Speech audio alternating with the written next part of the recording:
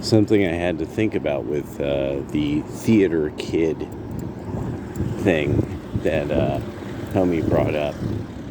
And then dovetailing it with what RFK was talking about. So one of the... I was very fortunate because with us, we had physical culture manifest as breakdancing battles and house music dance battles back in those days. But a lot of the guys who were really good, they actually came out of a background of cultures that were very martial arts enthusiasts and other such things like that, especially Filipino kids that were particularly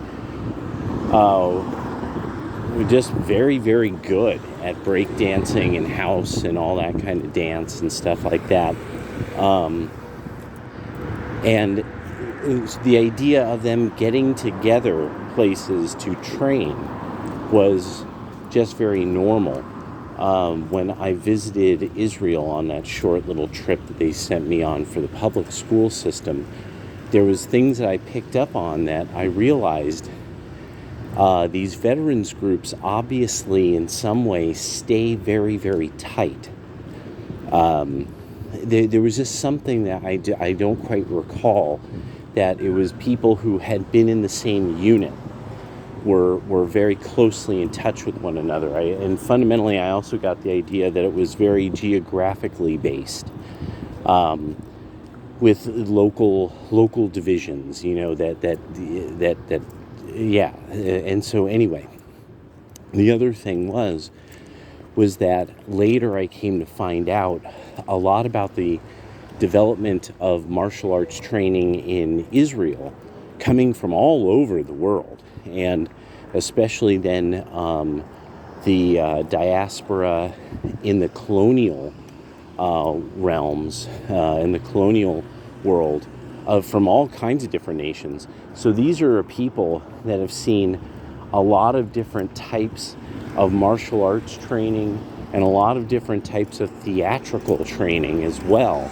So you get this very interesting thing that happens when YouTube comes around of having these guys staying in training, and like the things they do are kind of Hapkido-ish, kind of judo-like. They definitely have a lot of the concepts of Tai Chi, but it was pretty neat to see. And you could see how Systema has weaved its way in, the way that with Systema, the type of thinking about how to move the body to regulate fear response, so your body moves smoother and smoother. Physical culture is something that it really started to come to an amazing high point when Onnit did their own free encyclopedia of exercises on YouTube, and Onnit was doing like a lot of stuff, because people from Sonin's group brought a lot of their expertise to Onnit, because I could recognize the faces. And so the thing in the long run that physical culture seems to have gone up against, literally, sort of the theater kid approach to life.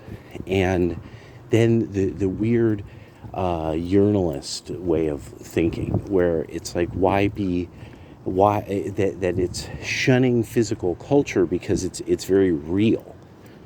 It's a very real thing. It is actually the natural therapy, and that there isn't really a type of food therapy without there being physical culture as a part of it. But the problem is it's mostly a dude thing. And and that's that, because it's hard. And the women who are into physical culture are typically good looking. And so that's why, now urinalist, theater kid, ugly girl culture, it's like, no, we can't, they always want to kill the pretty girl, because she's pretty and they're not. And then has physical talents because of physical culture. But yeah, so just some thoughts later.